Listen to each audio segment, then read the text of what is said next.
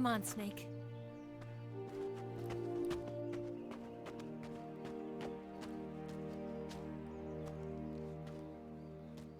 We made it.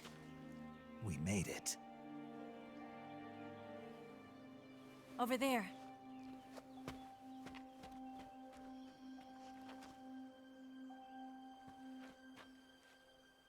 It's the boss, isn't it? I'll go get the wig ready to take off. Right. I'll leave you two alone. But come back in one piece, okay?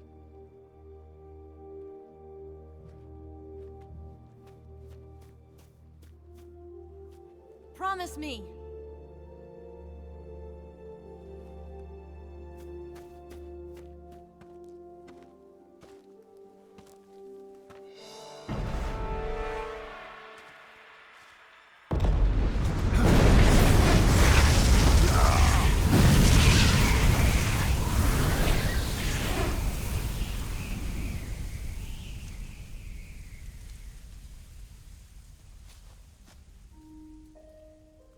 Life's end. Isn't it beautiful? It's almost tragic. When life ends, it gives off a final lingering aroma. Light is but a farewell gift from the darkness to those on their way to die. I've been waiting, Snake, for a long time. Waiting for your birth, your growth, and the finality of today. Boss. Why are you doing this? Why? To make the world one again. The world used to be whole. But with the end of the Second World War, the philosophers began to fight amongst themselves, and the world was torn apart. The Cobras, my comrades who trained and fought alongside me, were torn apart as well. The foibles of politics and the march of time can turn friends into enemies just as easily as the wind changes. Ridiculous, isn't it? Yesterday's ally becomes today's opposition. And this Cold War? Think back. When I was leading the Cobras, America and Russia were fighting together. Now, consider whether America and Russia will still be enemies in the 21st century. Somehow I doubt it.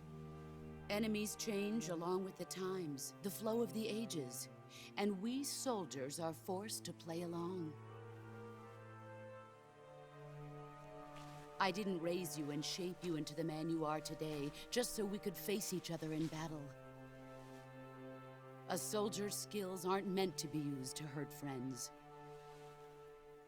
So then what is an enemy?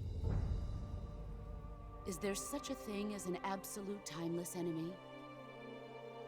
There is no such thing, and never has been. And the reason is that our enemies are human beings like us. They can only be our enemies in relative terms.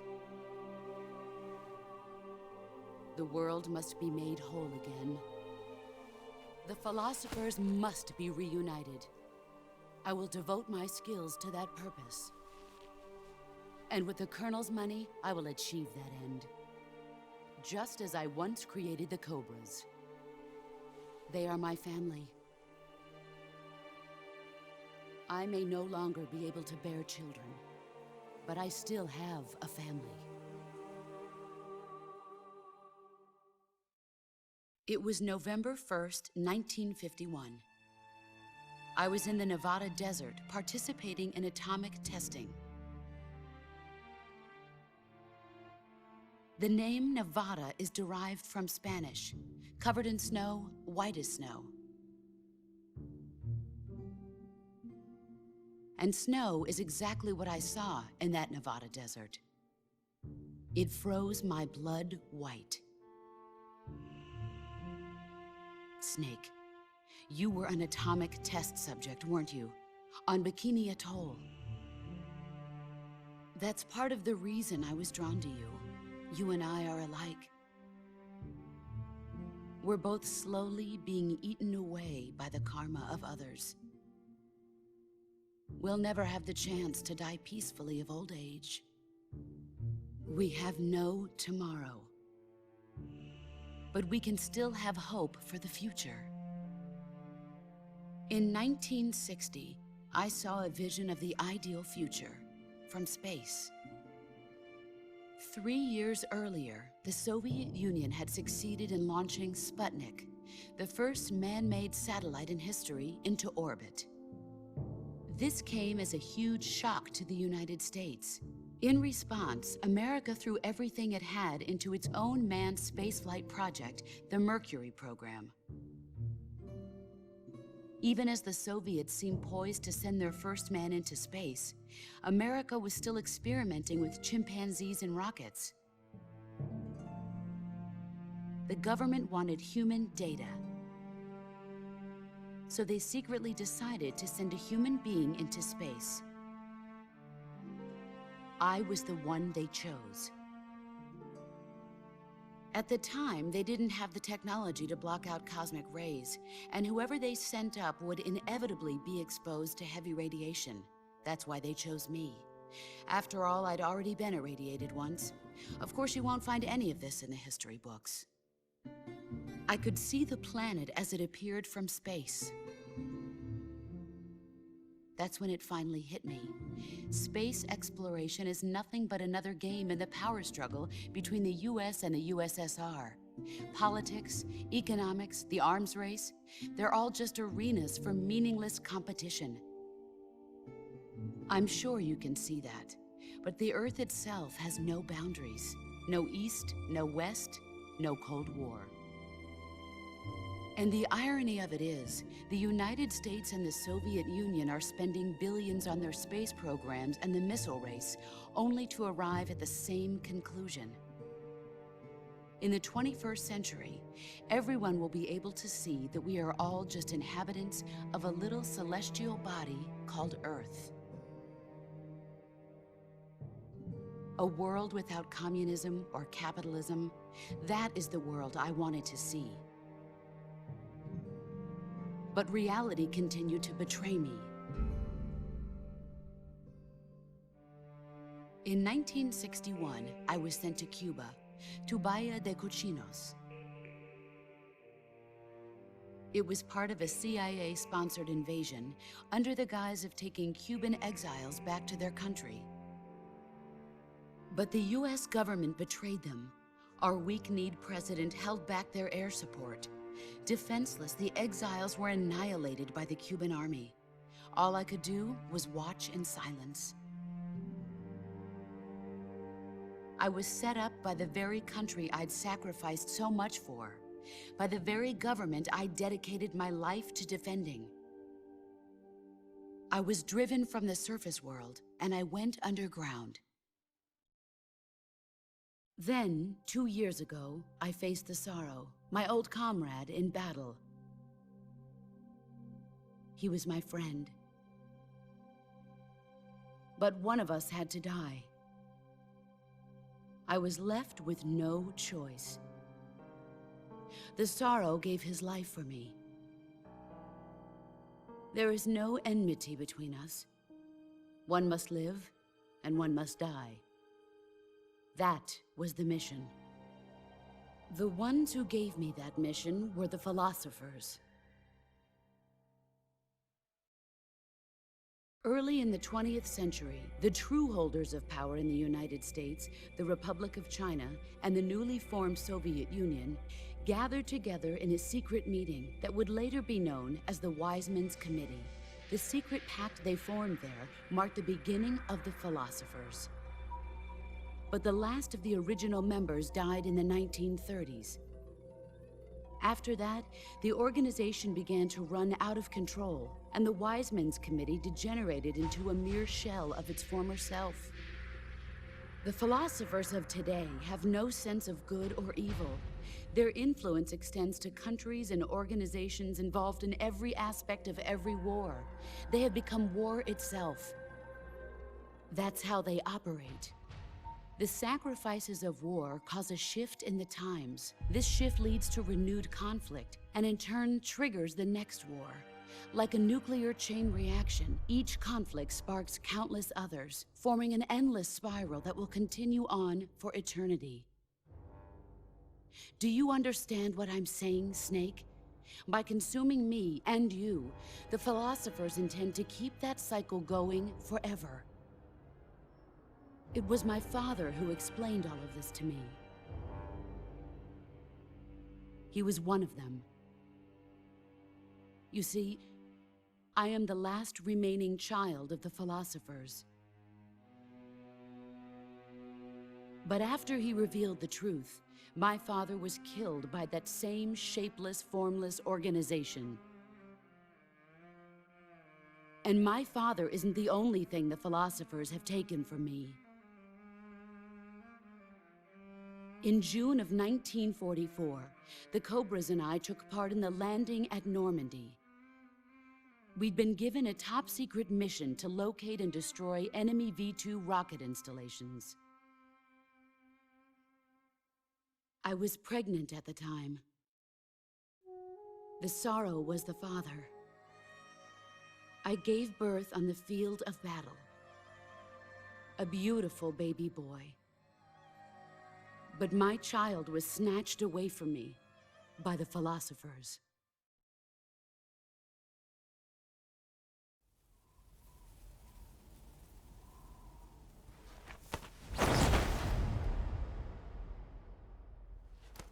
Look at this scar. This is proof that I was once a mother. I gave up my body and my child for my country. There is nothing left inside me now. Nothing at all. No hatred, not even regret. And yet sometimes at night, I can still feel the pain creeping up inside me, slithering through my body like a snake.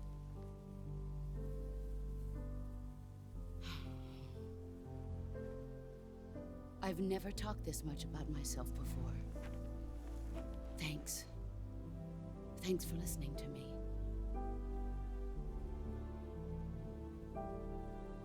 I feel content. Snake? Commence the operation. I raised you. I loved you. I've given you weapons, taught you techniques, endowed you with knowledge. There is nothing more for me to give you. All that's left for you to take is my life, by your own hand. One must die, and one must live. No victory, no defeat. The survivor will carry on the fight. It is our destiny. The one who survives will inherit the title of boss. And the one who inherits the title of boss will face an existence of endless battle. I'll give you 10 minutes. In 10 minutes, MiGs will come and bomb the hell out of this place. If you can beat me in less than 10 minutes, you'll be able to escape in time. Let's make this the greatest 10 minutes of our lives, Jack. Boss. You're a soldier. Finish your mission. Prove your loyalty. Face me. I come. Excellent, Jack.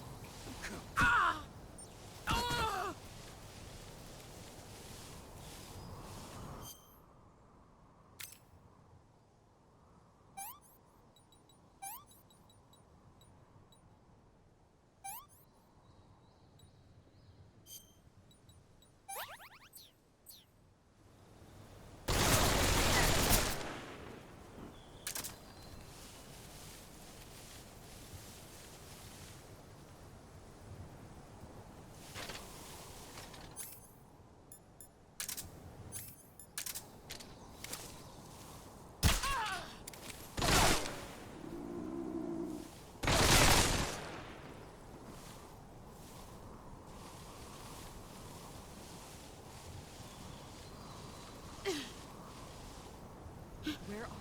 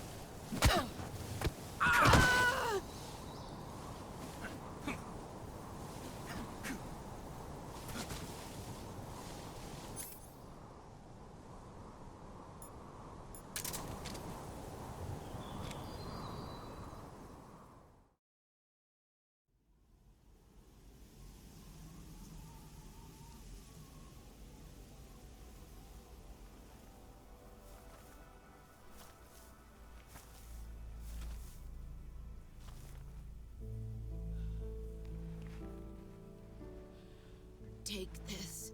Keep it safe.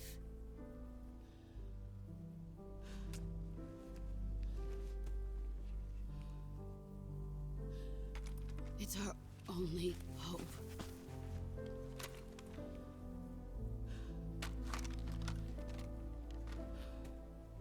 A patriot? Why are you giving me this? Jack.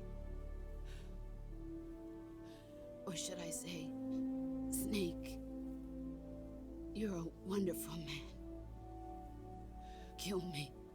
Kill me now. Do it.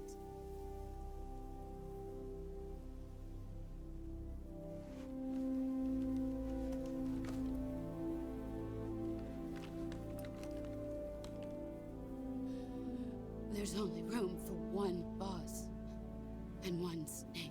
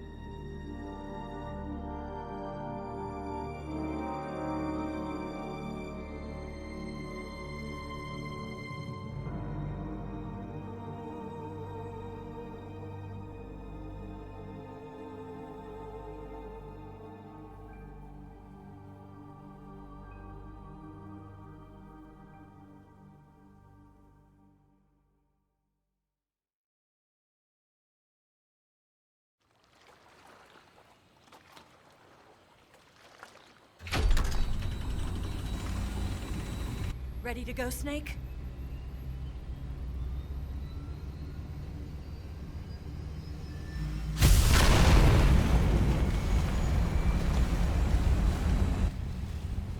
Are you okay? Snake? Yeah.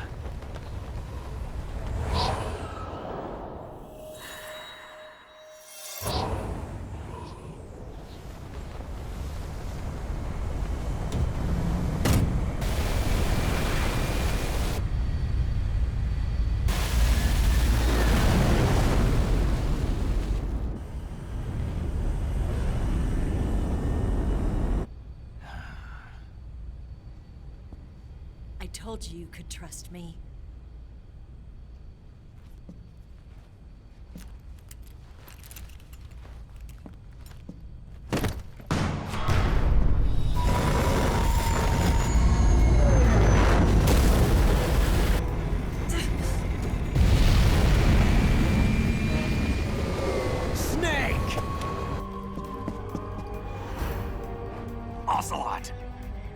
We're not done yet.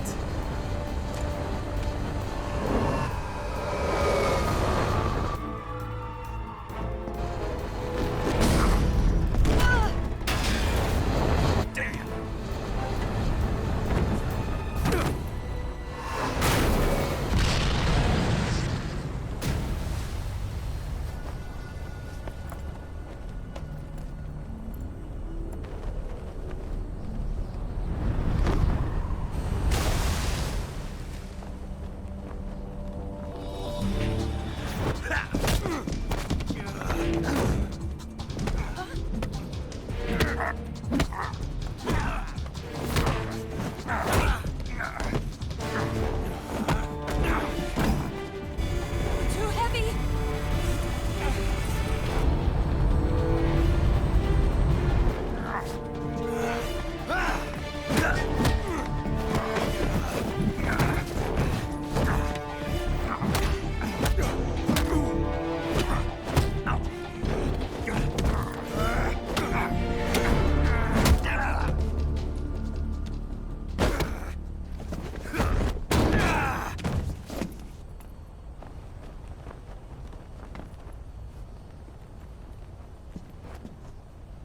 Snake, try to remember some of the basics of CQC.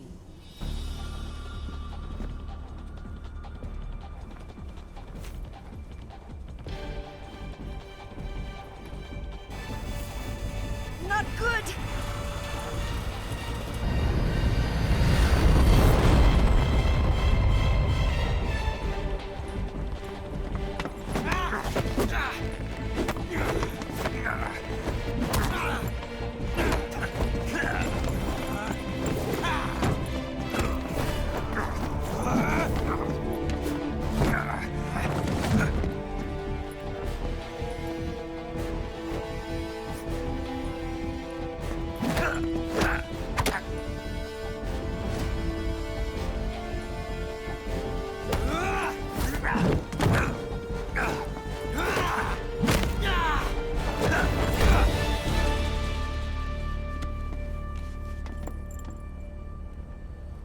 I picked up a few new moves.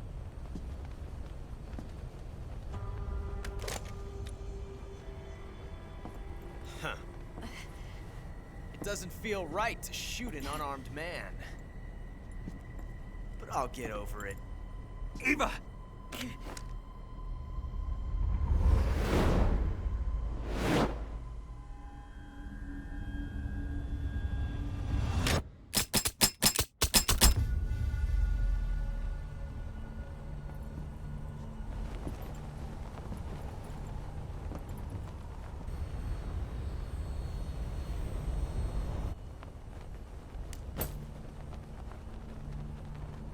What do you say to one last showdown?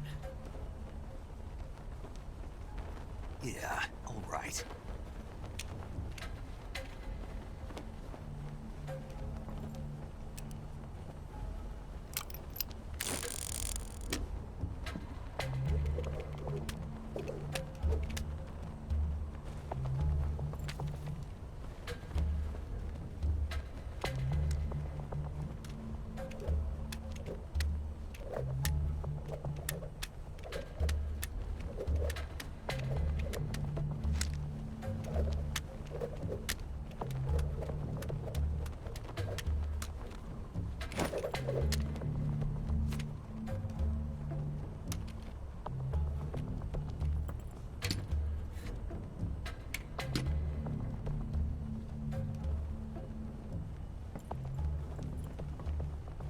What's your name?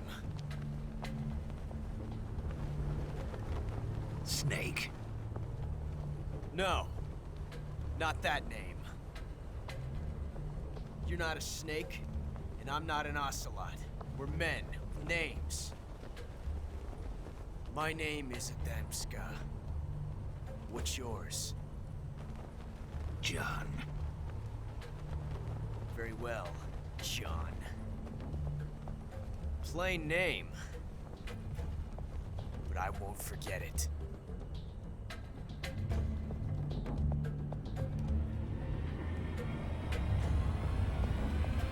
Come on!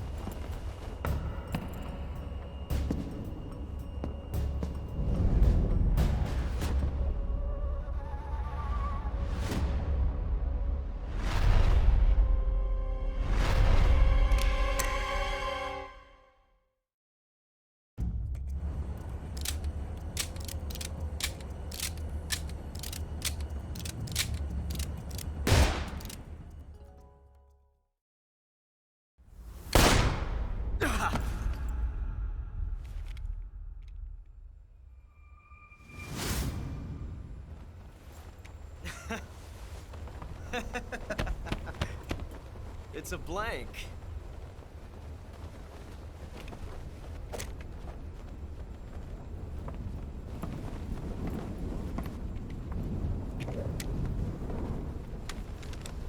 Ah, that was fun. Till we meet again, John.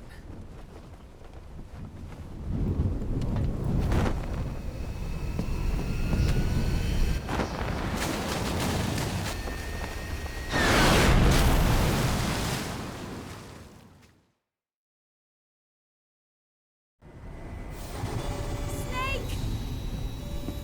Give me a hand! Pull!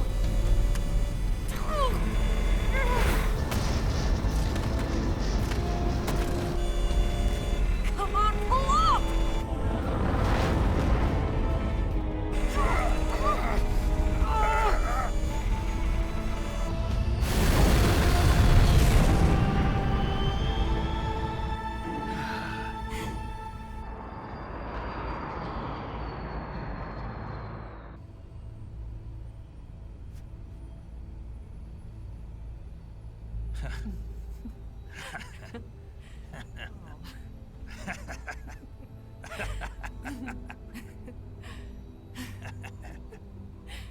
We made it. Yeah, we sure did.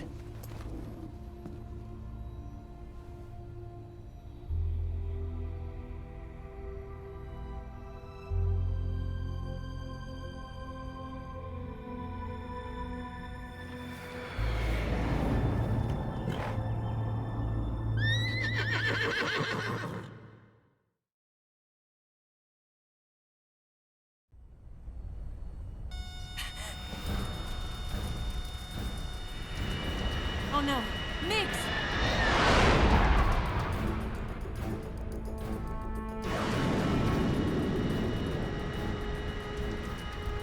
There's no way out! What are we gonna do? We've come too far to let them stop us now. Those things have got to be armed. It's no use. There's no way we can outmaneuver them.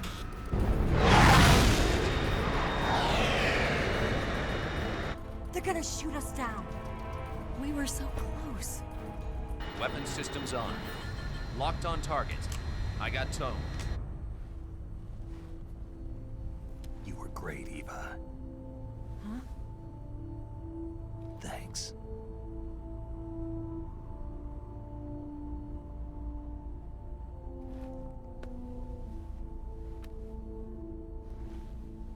Oak 19, this is Control.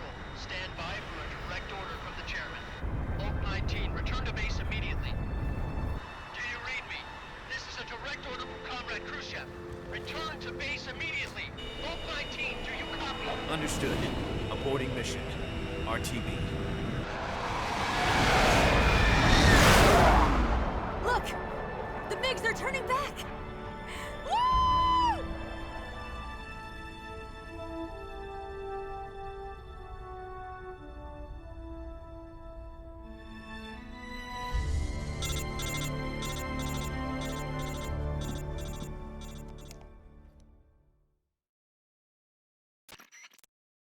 Well done, Snake. The MiGs disengaged. Most likely under orders from Khrushchev. Is this his way of helping us? Who knows? Maybe he didn't want things to get messier than they already are. Or maybe he just wanted us to owe him one. The important thing is, you made it out alive. As long as Khrushchev is with us, I don't think they'll be coming after you. It should be smooth sailing all the way to Alaska. I'm sending someone out to Galena Base to meet you. To meet me? The DCI and the President himself are waiting at Langley. Don't keep them waiting.